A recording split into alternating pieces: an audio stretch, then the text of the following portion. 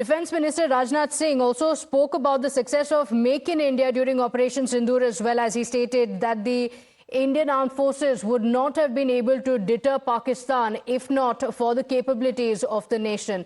He in fact had hailed India's precision strikes, calling it a perfect display of Shakti and Sanyam. In fact, in a bold assertion, Rajnath declared that POK will be ours, sending a clear message across the border. As Operation Sindoor stirs global attention, India's leadership signaling intent with strength and strategic restraint. यदि हमारे पास यह क्षमता नहीं होती तो भारत की सेनाएं पाकिस्तान के निचले हिस्से से लेकर पीओके तक, पाकिस्तान के निचले हिस्से से लेकर पीओके तक आतंकवाद के खिलाफ इतनी प्रभावी कार्रवाई नहीं कर पाती। साथियों, आतंकवाद का कारोबार चलाना कास्ट इफेक्टिव नहीं है, बल्कि उसकी एक भारी कीमत अदा करनी पड़ सकती है। इसका अंदाजा आज पाकिस्तान को हो चुका है। फिर से मैं दोहराना चाहूंगा, आतंकवाद का कारोबार चलाना कास्ट इफेक्टिव नहीं है, बल्कि उसकी एक भारी कीमत अदा करनी पड़ सकती है। इसका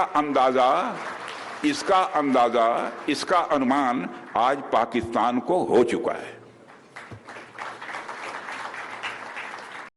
हमने आतंकवाद के खिलाफ भारत की स्ट्रेटजी और रिस्पांस दोनों को रीडिजाइन और रीडिफाइन किया है। हमने पाकिस्तान के साथ अपने एंगेजमेंट और स्कोप ऑफ डायलॉग को रीकैलिब्रेट किया है। अब जब भी बात होगी, केवल आतंकवाद पर बात होगी, पीओके पर बात होगी और किसी दूसरे मुद्दे पर पाकिस्तान के साथ बात नहीं होगी।